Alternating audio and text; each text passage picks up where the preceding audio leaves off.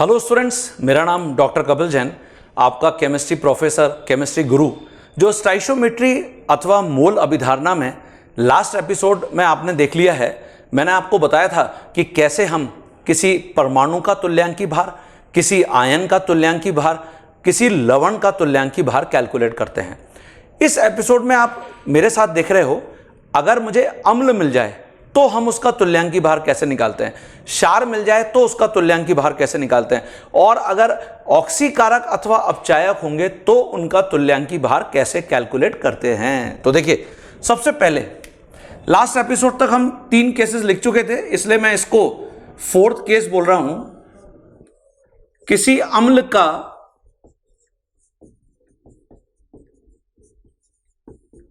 तुल्यांकी भार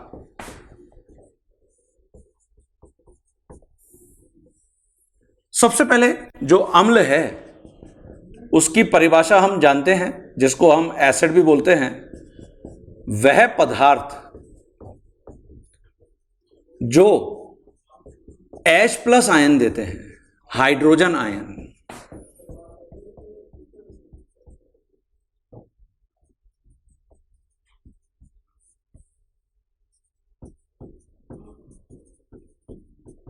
ये देखिए, वह पदार्थ जो H+ आयन देते हैं।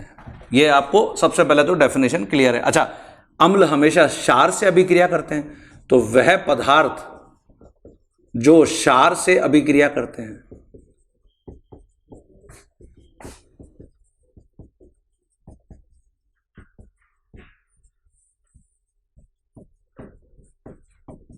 ठीक है। और अम्ल की हमेशा, क्योंकि ये क्षार से अभिक्रिया करते हैं, क्योंकि अम्ल क्षार से अभिक्रिया करते हैं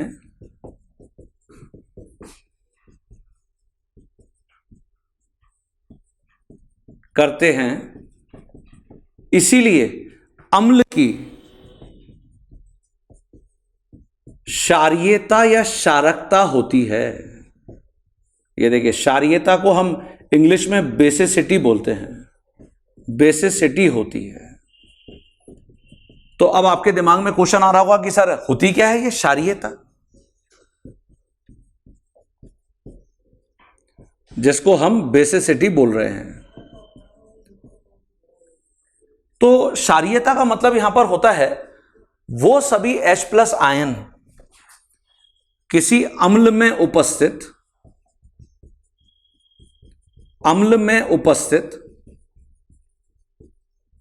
वो सभी H+ आयंस जो क्षार के साथ अभिक्रिया करते हैं।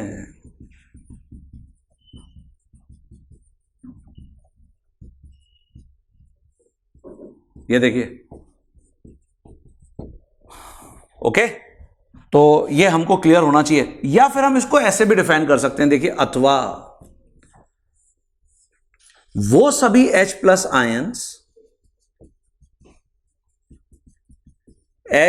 आयंस जो सीधे ही अधिक विद्युत ऋणी तत्व, विद्युत ऋणता अब हम जानते हैं, विद्युत ऋणी तत्व, और विद्युत ऋणी तत्वों में जो सर्वाधिक अम्लीय हैं, जैसा हम पढ़ के आए हैं फॉन्सल ब्रिक्सी। तो विद्युत ऋणी तत्व जैसे इसके अंदर देखिए, फ्लोरीन, ऑक्सीजन, नाइट्रोजन, क्लोरीन, इनको हम सर्वाधिक विद्युत ऋणीय बोलते हैं। फॉन्सल ब्रिक्सी में हमने इनको सबसे पहले पढ़ा था। तो जो सीधे ही अधिक विद्युत ऋणी तत्व से जुड़े होते हैं। तो बस इसके आधार पर हम क्षारीयता निकालेंगे। तो अब देखिए, अगर मुझे क्षारीयता पता चल गई तो फिर मैं अम्ल का तुल्यांकी भार इजीली कैलकुलेट कर लूंगा। तो जो अम्ल का तुल्यांकी भार है, ये जो भी अम्ल का ग्राम अणुभार है, ये तो ऑलरेडी हम बार बार डिस्कस करते हुए आ रहे हैं। ऊपर वाली टर्म हमेशा फिक्स है, ग्राम परमाणु भार या ग्राम अणुभार। इसको हम डिवाइड कर देते हैं बेसिसिटी से, क्षारीयता से। ये देखिए, तो ऐसे हम किसी भी अम्ल का तुल्यांकी भार निकाल सकते हैं। अच्छा, एक बात और है, मैं यहां पे आपको बता दूं, आगे हम इसी चैप्टर में अभी देखने जा रहे हैं जो कॉन्सेंट्रेशन टर्म्स हैं। एक तो हम देखेंगे नॉर्मेलिटी, जिसको हम नॉर्मलता बोलते हैं, इसको हम कैपिटल एन से बताते हैं। यह हमेशा क्षारीयता इनटू मोलरिटी के बराबर होती है। कैसे आया अभी तो हम सिंपली याद रख लेंगे, है ना। ये देखिए, तो आपको अगर नॉर्मेलिटी को मोलरिटी या मोलरिटी को नॉर्मेलिटी में कन्वर्ट करना है तो आपको क्षारीयता पता होनी चाहिए। अगर आपको अम्ल का तुल्यांकी भार निकालना है तो भी आपको क्षारीयता पता होनी चाहिए। अब देखिए, मैं क्या कर रहा हूं, कुछ अम्ल यहां पे एक टेबुलर फॉर्म में लिखूंगा तथा उनके तुल्यांकी भार को कैलकुलेट करते हैं। बहुत ही इंपॉर्टेंट है ये, और मुख्यतः यही अम्ल घूम फिर के हमारे सामने बार बार आते रहेंगे। ये देखिए, जैसे मैं यहां पे लिख रहा हूं अम्ल, मैं लिख रहा हूं इनकी क्षारीयता, मैं लिख रहा हूं इनका तुल्यांकी भार, जिसको हमने लिखा है ग्राम अणुभार, और इसको डिवाइड हम कर रहे हैं क्षारीयता से। और यहां पे नॉर्मेलिटी इज इक्वल टू क्षारीयता इनटू मोलरिटी। ये देखिए, ठीक है ना बच्चों। तो इस आधार पर मैं वन बाय वन कुछ, देखिए यहां पे अम्ल लिखता हूं। जैसे सपोज हम यहां पे लिखते हैं HCl, बहुत ही पॉपुलर हेलोजन अम्ल है HCl। तो यहां पर आप देख रहे हो कि जो क्लोरीन है वो एक हाइड्रोजन से जुड़ा हुआ है, तो इसकी क्षारीयता 1 है। और इसलिए अगर आप HCl का तुल्यांकी भार लिखोगे तो उसका जो ग्राम अणुभार है वो कितना है, ग्राम अणुभार ये है 36.5, क्लोरीन का 35.5, हाइड्रोजन का 1, डिवाइड बाय 1। और देखिए नॉर्मेलिटी ये 1 इंटू मोलरिटी हो गई। ये देखिए, तो ये डायरेक्ट रिलेशन पूछा जा सकता है आपसे। ऐसे ही इसकी जगह अगर मैं लेता हूं HNO3, नाइट्रिक अम्ल, तो देखिए जो नाइट्रिक अम्ल है वो कुछ ऐसा है। ये मैं आपको पहले भी बताता हुआ आ रहा हूं कि संरचना सूत्र अभी हम बॉन्डिंग में और एक्सपर्टाइज हासिल कर लेंगे। तो अगर कोई भी संरचना सूत्र अभी आपको लग रहा है कि याद नहीं हो पा रहा तो लिख लिख के याद कर लीजिए, ये महत्वपूर्ण है जो भी मैं यहां पे लिख रहा हूं, है ना। तो यहां पे आप क्या देख रहे हो, फिर वही एक हाइड्रोजन सीधे ही ऑक्सीजन से जुड़ा हुआ है, तो इसका मतलब जो नाइट्रिक एसिड है उसकी क्षारीयता भी 1 है। नाइट्रिक एसिड का तुल्यांकी भार, तो इसका जो ग्राम अणुभार है, तो देखिए ये हो गया आपका 63 ग्राम, और divide by 1, normality 1 into molarity. ये देखिए बच्चों, क्लियर है सभी को। यहां पे कुछ और एसिड्स मैं लिखता हूं, पहले वो लिख लीजिए सभी। देखिए बच्चों, जैसे यहां H2SO4, जिसको हम सल्फ्यूरिक एसिड, सल्फ्यूरिक अम्ल बोलते हैं, और ये जो सल्फ्यूरिक एसिड है इसके अंदर आपको 2 हाइड्रोजन दिख रही हैं, तो देखिए कुछ ऐसा संरचना सूत्र है इसका, और आप देख रहे हैं 2 हाइड्रोजन डायरेक्टली अधिक विद्युत ऋणी तत्व ऑक्सीजन से जुड़े हुए हैं, इसलिए इसकी क्षारीयता 2 होगी। इसका तुल्यांकी भार तो ये हो जाएगा 98 ग्राम, और डिवाइड बाय क्षारीयता 2 है तो 49 ग्राम आ गया। देखिए, और अगर मैं नॉर्मेलिटी को मोलरिटी से रिलेट करना चाहता हूं तो नॉर्मेलिटी 2 इंटू मोलरिटी। इसकी जगह H3PO4 फॉस्फोरिक एसिड, तो जो फॉस्फोरिक एसिड है इसका संरचना सूत्र कुछ ऐसा है।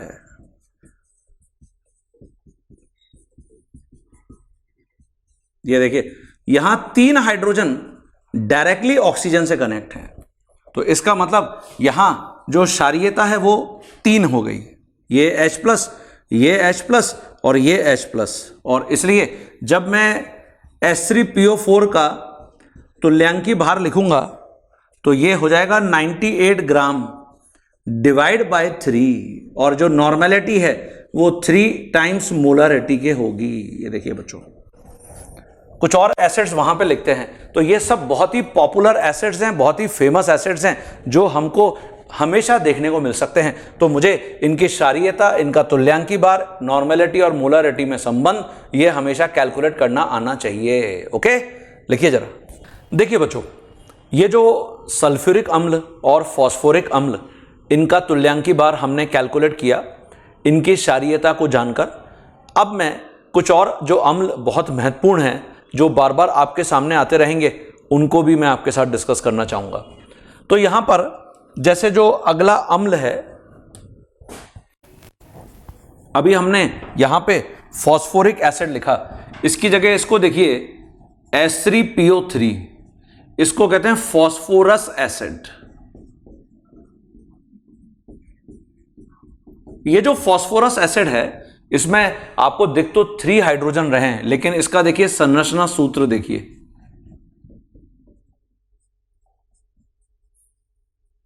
ये है H3PO3, और H3PO3 में हम यहां पर देख रहे हैं कि 2 ही हाइड्रोजन ऐसे दिख रहे हैं जो डायरेक्टली हाईली इलेक्ट्रोनेगेटिव एलिमेंट मतलब ऑक्सीजन से जुड़े हुए हैं। तो यहां पर जो बेसिसिटी या क्षारीयता है वो 2 होगी, और इसलिए जब मैं H3PO3 का तुल्यांकी भार लिखूंगा तो जो भी इसका ग्राम अणुभार होगा, जैसे यहां पे फॉस्फोरस 31, ऑक्सीजन 48, हाइड्रोजन 3, और इसको हम डिवाइड कर देंगे 3 से।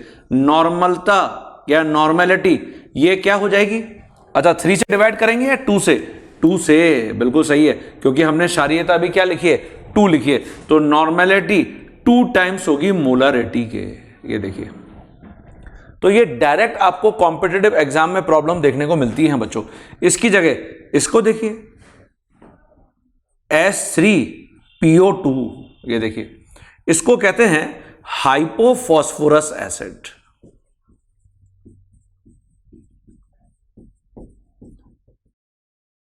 देखिए बच्चों, जो अगला यहां पर एसिड मैंने लिखा है हाइपोफॉस्फोरस एसिड H3PO2।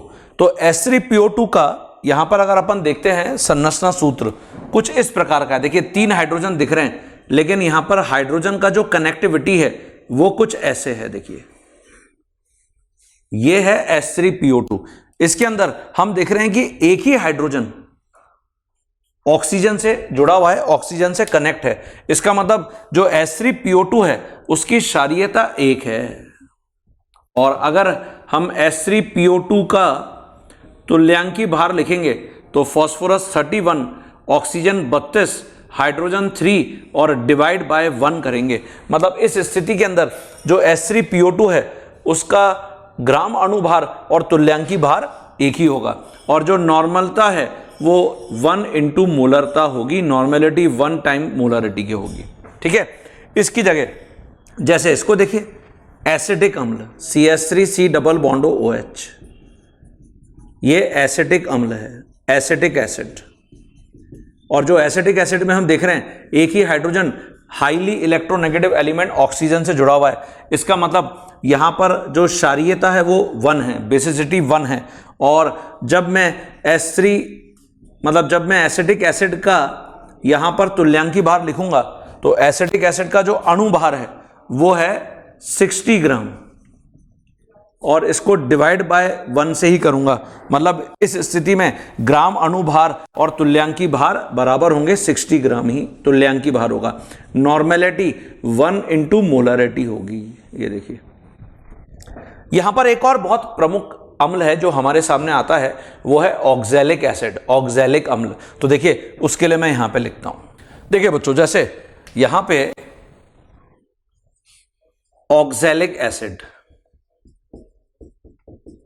जो ऑक्सैलिक एसिड या ऑक्सैलिक अम्ल है ये C double बॉन्डो OH, C double बॉन्डो OH, इसको हम ऐसे भी लिख सकते हैं H2C2O4 ऑक्जेलिक अम्ल। और यहां पर हम देख रहे हैं कि दो hydrogen directly highly electronegative element oxygen से जुड़े हुए हैं।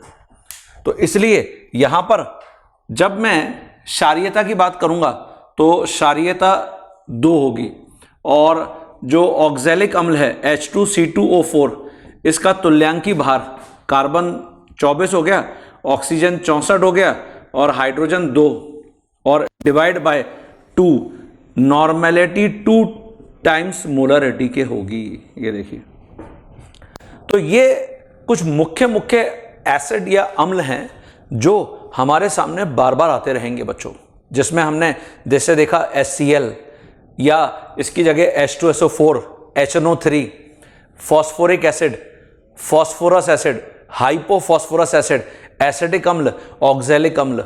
बाकी अगर कोई भी दूसरा आता है तो आगे हम अभी इतने एक्सपर्ट हो जाएंगे कि अगर मुझे ये पता है कि कितने hydrogen directly highly electronegative element से कनेक्ट है तो मैं आसानी से उसकी क्षारीयता को रिपोर्ट कर सकता हूं। एक बात और यहां पर नोटिसेबल है, ये जो हमने भी जैसे सल्फ्यूरिक अम्ल या फॉस्फोरिक अम्ल लिखा, देखिए जैसे सल्फ्यूरिक अम्ल का H2SO4 सल्फ्यूरिक एसिड का विघटन जरा देखते हैं कैसे होता है, का डिसोसिएशन, जिसको हम विघटन बोलते हैं। देखिए अभी हमने क्या लिखा कि H2SO4 की जो बेसिसिटी या क्षारीयता है वो 2 है। ये 2 स्टेप में पूर्णतया वियोजित होता है, आयोनाइज होता है, डिसोसिएट होता है।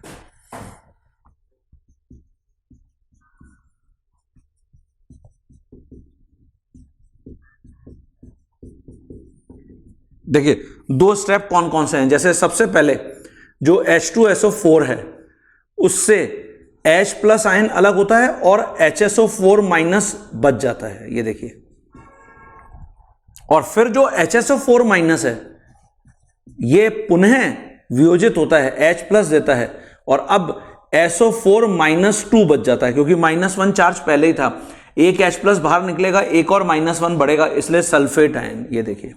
और अगर आप इन दोनों स्टेप्स को ऐड करते हो तो आपको फिर परिणामी समीकरण मिलता है। तो इसमें क्या होगा, जब मैं समीकरण 1 और समीकरण 2 को जोड़ूंगा, ये देखिए, तो इसमें जो HSO4 माइनस से HSO4 माइनस है वो कैंसिल हो जाएगा और जो परिणामी समीकरण मिल जाएगा वो ये मिल जाएगा, H2SO4 से 2H प्लस और प्लस SO4 माइनस 2, ये देखिए सल्फेट आयन बन रहा है। तो क्योंकि यहां 2 H प्लस आयन मिल रहे हैं, ये देखिए, इसलिए यहां पर जब भी मैं लिखना जाऊंगा क्या, तुल्यांकी भार, तो उसकी जो क्षारीयता है वो हम हमेशा 2 रिप्रेजेंट करते हैं, यही अभी हमने लिखा है। लेकिन किंतु परंतु अगर एक ऐसी रासायनिक अभिक्रिया दे रखी है जिसके अंदर आपको समझ में आ रहा है कि H2SO4 सिर्फ पहले ही स्टेप में आयोनाइज हुआ है, एक ही स्टेप में आयोनाइज हुआ है, मतलब इसने एक ही H प्लस आयन दिया है, तो उस स्थिति में क्षारीयता का मान 2 नहीं लिखा जाता, फिर 1 लिखा जाता है। मैं आपको यहां पर करके बताता हूं, आपको क्लियर होगा। तो पहले ये लिख लीजिए अपनी कॉपी के अंदर आप सभी। तो देखिए बच्चों, मैं सबसे पहले तो यहां पर लिखूंगा उपरोक्त वियोजन के अनुसार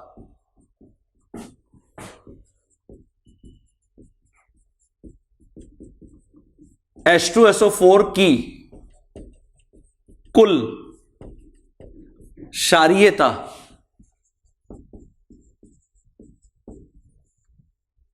दो है, जो हमने लिखा भी है, और इसलिए जो H2SO4 का तुल्यांकी भार है इसको हमने 98 ग्राम डिवाइड बाय 2 मतलब 49 ग्राम लिखा।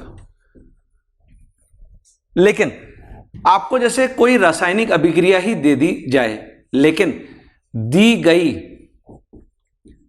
रासायनिक अभिक्रिया में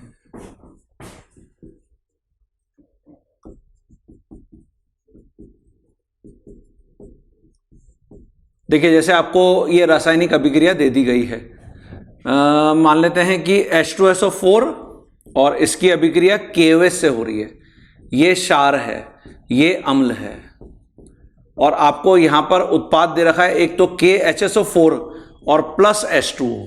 ये देखिए, अब इससे आपको क्या समझ में आ रहा है, ये जो HSO4 है, ये देखिए ये HSO4 मतलब ये पहले स्टेप तक ही ब्रेक हुआ है, मतलब यहां पर K प्लस है और प्लस HSO4 माइनस है। ये देखिए स्टूडेंट्स, तो इसमें आपको ये समझ में आ रहा है कि जो H2SO4 है वो यहां पे H प्लस और प्लस HSO4 माइनस मतलब पहले ही स्टेप तक वियोजित हो रहा है, क्योंकि यहां पे HSO4 माइनस हमको दिख रहा है, और इसलिए इस स्थिति में जब मैं H2SO4 का तुल्यांकी भार लिखूंगा तो फिर मैं 98 ग्राम डिवाइड बाय 1 करूंगा।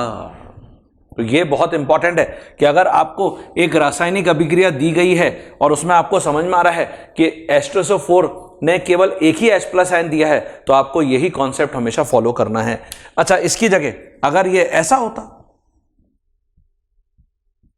जैसे देखिए H2SO4 और ये कैल्शियम हाइड्रोक्साइड है, इससे हमको कैल्शियम सल्फेट और 2H2O मिल रहा है, तो 2H2O देखकर ये समझ में आ जाना चाहिए कि यहां पर कैल्शियम हाइड्रोक्साइड एक तो Ca+2+2OH आयन बना रहा होगा, जो H2SO4 है ये 2H प्लस SO4 माइनस 2 बना रहा होगा, तभी ये दोनों अभिक्रिया करके कैल्शियम सल्फेट बनाए हैं, और ये देखिए 2H plus and 2OH ion. तो इसका मतलब यहां पर हमको जब तुल्यांकी भार लिखना है H2SO4 का, तो ये मैं 98 ग्राम डिवाइड बाय 2 करूंगा, जिसको हम 49 ग्राम लिखे थे।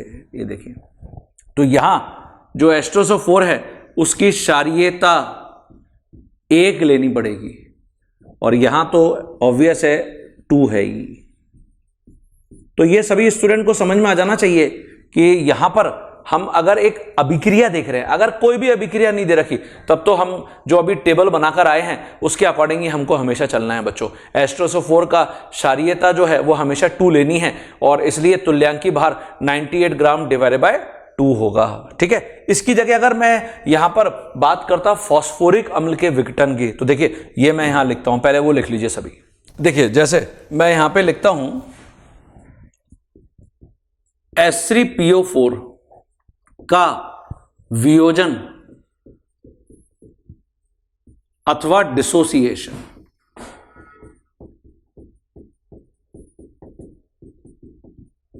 हमने जो H3PO4 है उसके लिए जो क्षारीयता का मान है वो 3 लिखा हुआ है।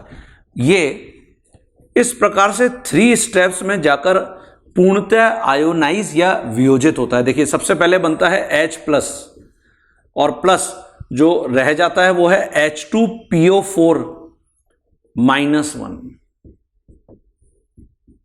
फिर जो H2PO4 -1 है ये पुनः वियोजित हुआ H प्लस, और HPO4 -2 रह गया, और फिर जो HPO4 -2 है ये पुनः वियोजित होकर H प्लस और प्लस PO4 -3 बना दिया। ये देखिए, और अगर मैं इन सभी समीकरणों को जोड़ दूंगा तो H2PO4 माइनस से H2PO4 माइनस कैंसिल, HPO4 -2 से HPO4 -2 कैंसिल, और इससे हमको ये प्राप्त हो जाएगा H3PO4 इज इक्वल टू, ये हो गया 3H प्लस और प्लस PO4 -3। ये देखिए,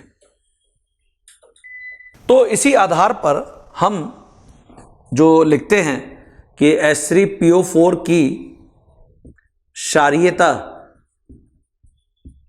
वो 3 है, और अतः जो H3PO4 है उसका तुल्यांकी भार 98 ग्राम डिवाइड बाय 3 है। ठीक है ना बच्चों, ये क्लियर हो गया।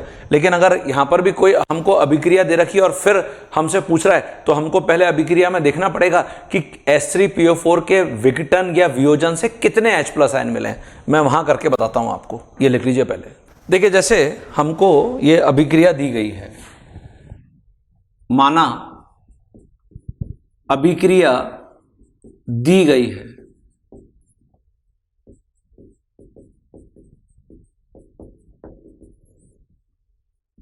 H3PO4 NaOH से अभिक्रिया करके ये बनाता है NaH2PO4 और प्लस H2O। ये देखो, अब आप यहां पर देख रहे हो H2PO4 दिख रहा है, मतलब स्टेप नंबर 1 वाला आयन। इट मीन्स ये ऐसे है, Na प्लस है, क्षारीय धातु है, ऑब्वियसली +1 चार्ज होगा, और H2PO4 -1 है। तो इसका मतलब ये हुआ कि जो H3PO4 है इसने सिर्फ एक ही H प्लस आयन दिया है और H2PO4 माइनस लेफ्ट रह गया है, यहां Na प्लस और OH माइनस बना है। ये देखिए, तो OH आयन की अभिक्रिया H प्लस से हुई और वाटर बन गया। तो अब अगर आपसे यहां पूछा जाए, यहां H3PO4 की क्षारीयता कितनी है, तो इसका आंसर होगा 1 है, क्योंकि एक ही H प्लस आयन NaOH के साथ अभिक्रिया किया। और इसलिए जब मैं यहां पर H3PO4 का तुल्यांकी भार लिखूंगा तो मुझे यहां पे लिखना पड़ेगा कि 98 ग्राम जो उसका ग्राम अणुभार है डिवाइड बाय 1।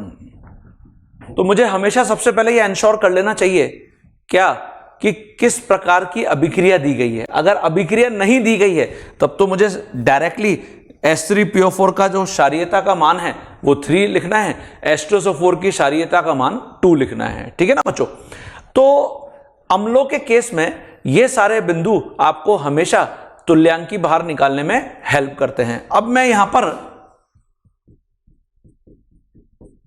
केस 4 में बात करूंगा, आई थिंक ये केस 5 है, केस 5।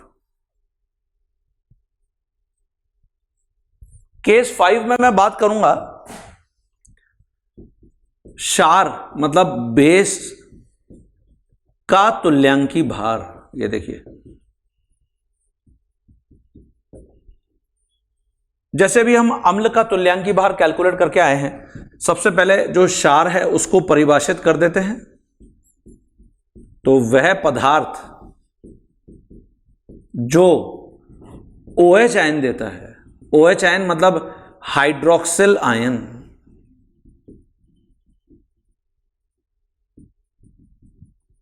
देता है।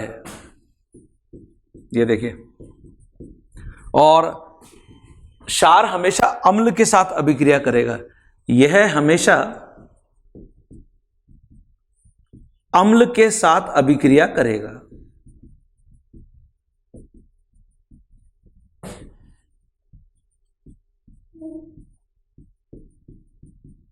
और इसलिए क्षार की अम्लीयता होती है। तो क्षार की अम्लीयता होती है, अम्लीयता को हम एसिडिटी भी बोलते हैं, होती है। तो सबसे पहले अम्लीयता को परिभाषित करते हैं, जैसे हमने अम्ल के केस में क्षारीयता को परिभाषित किया था। ये लिख लीजिए सभी बच्चे। देखिए बच्चों, जैसे अम्लीयता, जिसको हम एसिडिटी बोल रहे हैं, और इसकी परिभाषा है वह सभी OH आयन जो अम्ल के साथ अभिक्रिया करते हैं।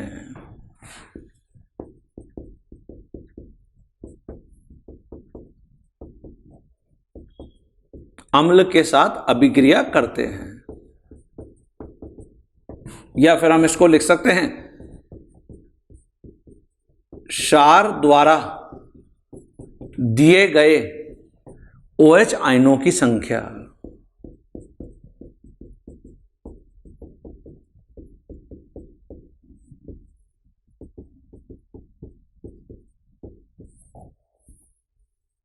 ये देखिए, तो इसको हम क्षार की क्या बोलेंगे, अम्लीयता। जैसे इसके आधार पर अगर मैं क्षार का तुल्यांकी भार लिखता हूं, तो क्षार का जो तुल्यांकी भार है इसको हम ऐसे लिख देते हैं ई क्षार। ये बराबर होगा ग्राम अणुभार जो भी क्षार का है,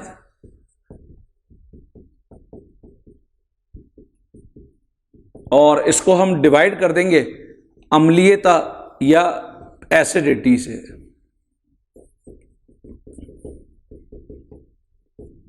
ठीक है ना। अब ऐसे ही हम यहां पर कुछ क्षार और उनकी अम्लीयता और उनके तुल्यांकी भार को लिखते हैं। ठीक है, तो देखिए मैं यहां पे लिख रहा हूं क्षार, उनकी अम्लीयता,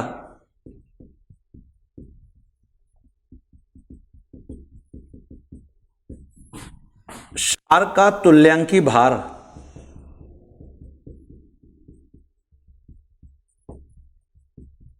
और देखिए यहां पर भी जो नॉर्मेलिटी है, नॉर्मलता, उसको हम ऐसे लिख सकते हैं, नॉर्मलता अम्लीयता इनटू मोलरिटी के बराबर होगी। तो जैसे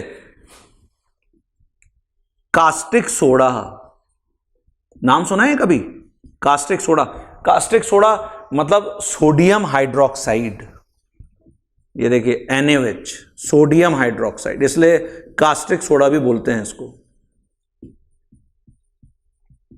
सोडियम होने के कारण। और इसमें आप देख रहे हैं कि एक OH आयन है, मतलब इस क्षार की अम्लीयता 1 है, और इसलिए जो NaOH का तुल्यांकी भार आप लिखोगे ग्राम अणुभार, सोडियम का 23, ऑक्सीजन का 16, हाइड्रोजन का 1 डिवाइड बाय 1, तो ये तो आपका 40 ग्राम ही आ गया तुल्यांकी भार भी, और जो नॉर्मलता है वो 1 इंटू मोलरता होगी। ठीक है, ऐसे मैं वहां पे कुछ और क्षार लिखता हूं, पहले लिख लीजिए सभी।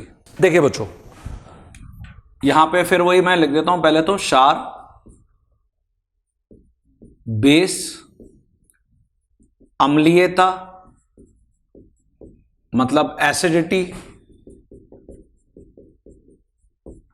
क्षार का तुल्यांकी भार, इसका मतलब जो ग्राम अणुभार है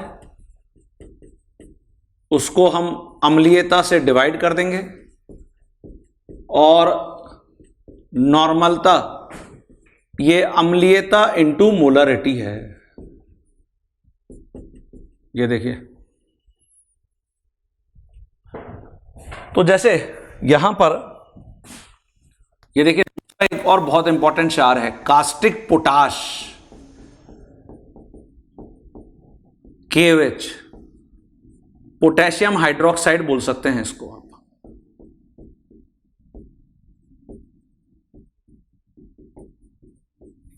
कास्टिक पोटाश, तो यहां पर जो अम्लीयता का मान है वो फिर 1 है, और इस स्थिति में अगर हम KOH का कैलकुलेट करते हैं तुल्यांकी भार, तो उसका जो ग्राम अणुभार है, पोटेशियम 39, ऑक्सीजन 16, हाइड्रोजन 1, और डिवाइड बाय 1, नॉर्मलता 1 इंटू मोलरता होगी। ये देखिए आप देख रहे हैं कि बार बार ग्राम परमाणु भार, ग्राम अणुभार बहुत काम आ रहे हैं बच्चों। इसकी जगह इसको देखिए, जैसे इसको कहते हैं लाइम वाटर,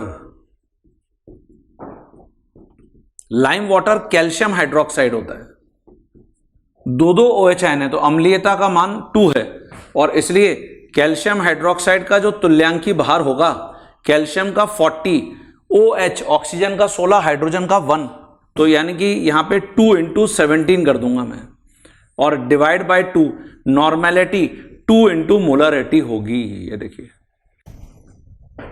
इसकी जगह अगर मैं यहां पे बेराइटा वाटर लेता हूं, बेरियम हाइड्रोक्साइड को बोलते हैं ये, BaOH whole twice, baryta water barium hydroxide, इसका मतलब यहां पर भी 2 ही होगा अम्लीयता या एसिडिटी का मान, और इस स्थिति में BaOH होल ट्वाइस का तुल्यांकी भार, जो बेरियम होता है उसका ग्राम परमाणु भार 137 होता है, 137, और ये तो 2 इंटू 17, फिर भी एक बार आप चेक कर लेना, है ना, और डिवाइड बाय 2, तो नॉर्मेलिटी 2 इंटू मोलरिटी होगी। ठीक है बच्चों, इसकी जगह अगर मैं यहां पे लेता हूं FeOH होल थ्राइस, ये देखिए ये फेरिक हाइड्रोक्साइड है, तो यहाँ पे जो एसिडिटी है वो 3 होगी क्योंकि 3 OH हैं और तुल्यांकी भार FeOH होल थ्राइस का। अब देखिए सबके मुझे कम से कम ग्राम परमाणु भार याद नहीं है, लेकिन फिर भी आयरन का जैसे मुझे याद है, अगर आपको एग्जाम में आएगा तो आपको एग्जामिनर ऐसे परमाणु के ग्राम परमाणु भार देगा और ये 3 × 17 और डिवाइड बाय 3, नॉर्मलता 3 टाइम्स मूलरता के होगी, ये देखिए। और ऐसे ही अगर मान लेता हूं मेरे पास AlOH होल थ्राइस है, एल्यूमिनियम हाइड्रोक्साइड,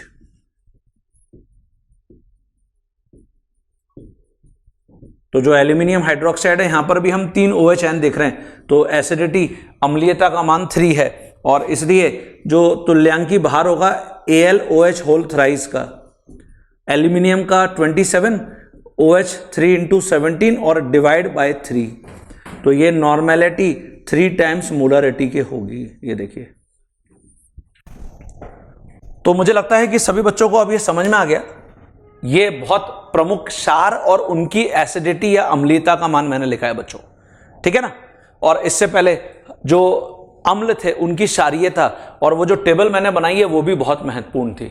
तो इस एपिसोड में मैंने आपको अम्ल और क्षार का अगर तुल्यांकी भार निकालने को आ गया तो कैसे निकालेंगे वो मैंने आपको समझा दिया है, जो आपको अब हमेशा क्लियर होना जरूरी है। अगला जो एपिसोड आप मेरा देखने जा रहे हैं स्टोइचियोमेट्री में, उसमें मैं अपचायक और ऑक्सीकारक का तुल्यांकी भार अगर निकालने को आ गया तो कैसे निकालेंगे। तो यही हमारे सारे विभिन्न प्रकार के पदार्थ हैं। जैसा कि हमने लास्ट एपिसोड में पहले ही समझ लिया था कि परमाणु का तुल्यांकी भार निकालना है तो क्या करते हैं, आयन का तुल्यांकी भार निकालना है तो क्या करते हैं, और इसी प्रकार से अगर लवण का तुल्यांकी भार निकालना है तो क्या करते हैं। आज हमने इस एपिसोड में अम्ल और क्षार के तुल्यांकी भार निकालने के लिए क्या करते हैं उनको भी समझ लिया है, ठीक है। तो अगले एपिसोड के लिए तैयार रहिए, जिसके अंदर मैं आपको अपचायक और ऑक्सीकारक का तुल्यांकी भार निकालने के लिए हम क्या करते हैं वो मैं बताता हुआ दिखूंगा। तो ये सभी को क्लियर हो गया, इसको ढंग से अपनी कॉपी के अंदर डिक्टेट कर लीजिए बच्चों।